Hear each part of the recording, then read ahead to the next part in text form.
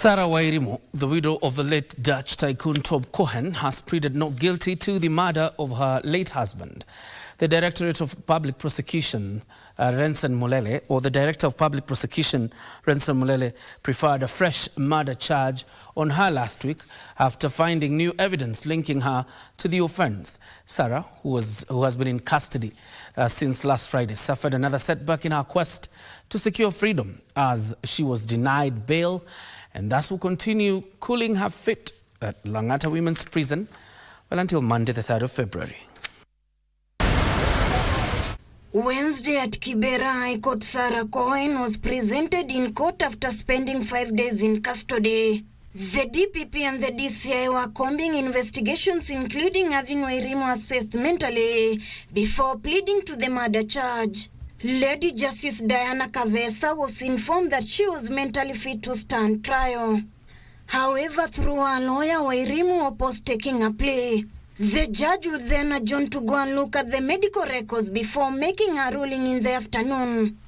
Both parties can undertake to submit it at any time for the court's reference, but we request that the court allows that the accused person takes the plea and, using the words of the court, forthwith.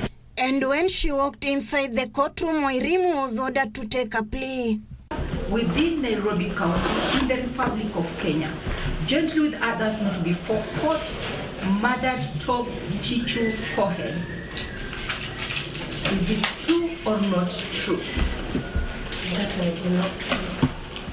Wairimu is accused of killing Cohen in 2019 and had previously been charged with the same offence before it was terminated in November 2022. For lack of sufficient evidence, will remain at Langata Women's Prison until Monday next week, awaiting bail ruling. On 3rd of February at 11.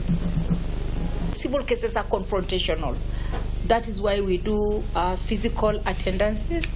So please pardon us for that.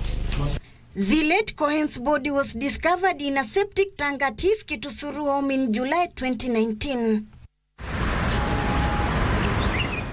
Elsewhere, the DPP is facing heavy criticism for delaying the prosecution of 11 senior police officers accused of murdering baby Samantha Pendo. It is better to even allow 10 men to go scot-free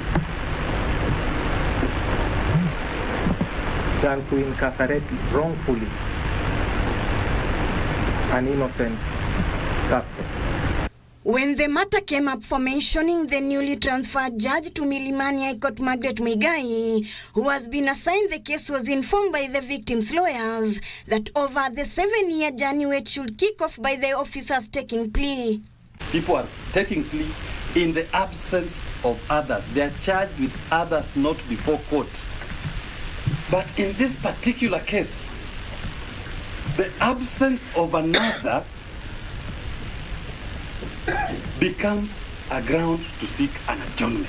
They dismissed the DPP's argument that the absence of one suspect, Mohamed Ba, should delay the indictment of the remaining 10 officers. Tomorrow in the afternoon, at about 3, I think I'll be able to deliver what I think will be the direction to the matter. Baby Pendo died after being hit by anti-riot police officers who were pursuing protesters in their home. With the Director of Public Prosecution asking for more time in Baby Pendo's case, the victims' lawyers have vehemently opposed the application, stating that justice delayed is justice denied. Reporting from Milimani's High Court, I'm Ruth Wambui.